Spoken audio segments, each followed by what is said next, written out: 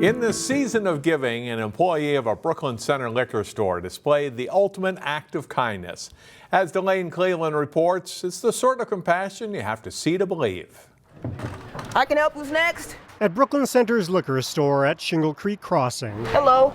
there's an ace working behind the counter. She's reliable, on time, and she treats the customers so awesome. How you doing? Talea Thomas, or Ace as her friends call her, Would you like a receipt? brings a kind word and a warm smile to every customer she encounters. Yeah, I treat every customer like a caring individual.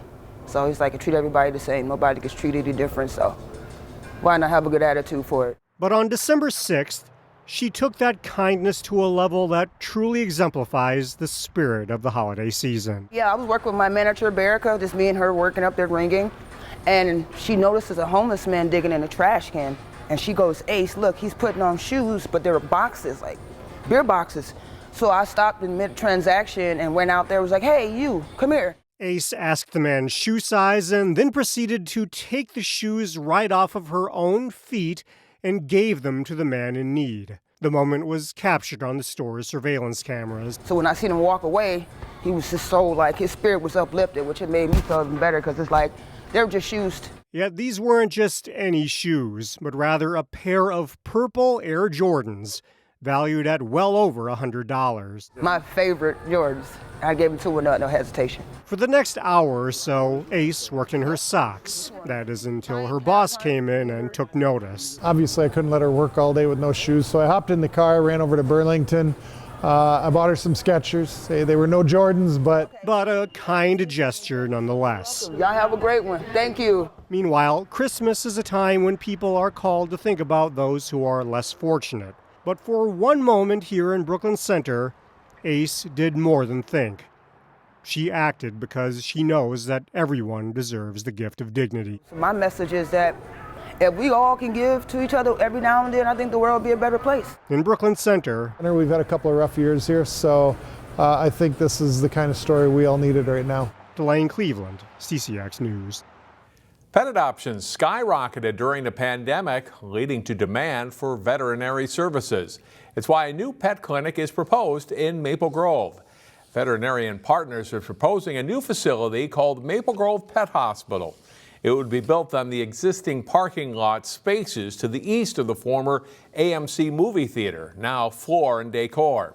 The Maple Grove Planning Commission will review plans for a 5,400 square foot building. The owners have a sister location in Brooklyn Park. Big changes are coming to Golden Valley Country Club. The Minneapolis St. Paul Business Journal reports that the private golf club located north of Highway 55 plans to close for a year in order to regrass the entire course. The $8 million project is expected to start in June. According to the Business Journal, members will pay for half the costs with a special assessment fee of $12,000 per membership. A land sale will cover the other half. CCX News previously reported on the land sale. 2.5 acres on the club's southeast corner will turn into a 5-story senior cooperative building. A Plymouth nonprofit is helping to improve the lives of people in need this winter. Reporter Sonia Goen shows how Coded in Love is carrying out 3,000 acts of kindness. People are smiling and praying. The Minneapolis Convention Center was busy Monday for 3,000 acts of kindness.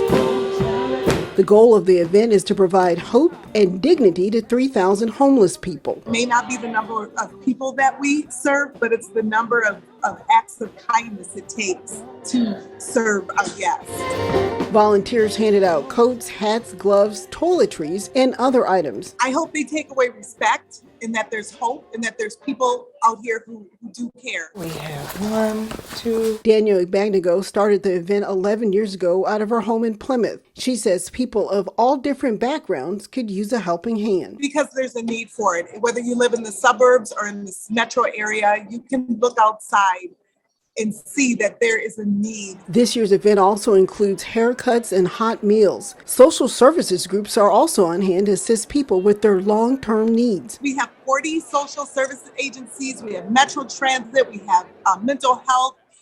We have addiction. There's housing. you can find a job. Organizers say they hope people continue to be comforted and uplifted well after the event is over. People are thankful. People have been so thankful and appreciative, and they feel blessed, and we feel blessed by them. Sonia Goins, CCX News. Finally, this segment, one of the largest toy purchases you'll ever see, and it's all for a good cause. Check out some of Santa's helpers and their row of shopping carts. David Duma led the charge, purchasing more than $10,000 worth of toys at Mills Fleet Farm in Brooklyn Park. Take a look at all the receipts and the kind employee who helped ring it all in.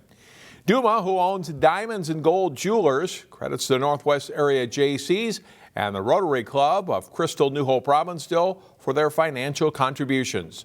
All these toys will go to domestic violence shelters around the Twin Cities. For Duma, making a difference like this can get quite emotional. We had a really nice story a couple of years back where one of the mothers who received a toy couldn't believe we were buying the toys again. And she's like, she didn't know what she was going to do for Christmas that year. And she said it made a big difference. So it's just neat to really make a difference in somebody's life. So the need is great, but Duma says people rose to the occasion, helping to purchase the largest dollar value worth of toys they've ever done since starting the tradition 36 years ago.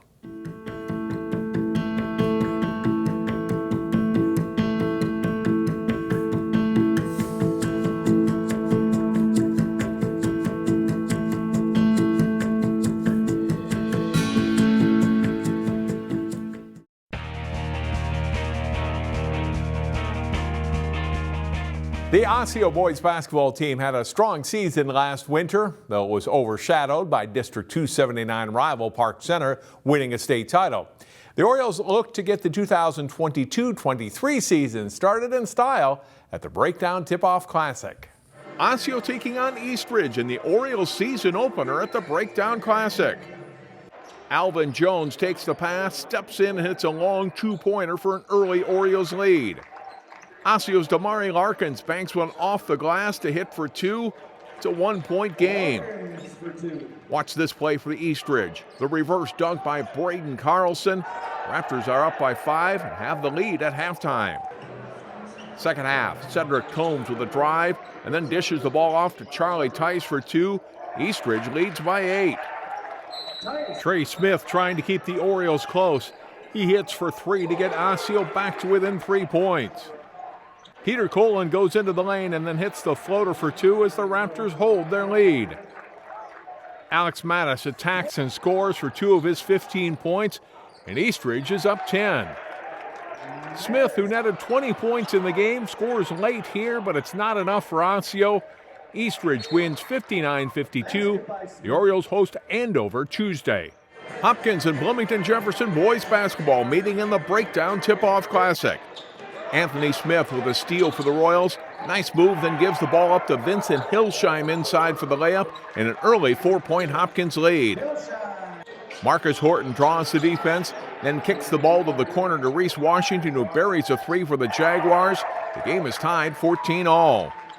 Off a missed 3 from the Royals, the ball comes out to Daniel Freitag. He gets a run out and takes it all the way to score. Jefferson with a 1-point lead late in the first half. Second half now, and J.J. Simanko drops in a 3-pointer for Hopkins.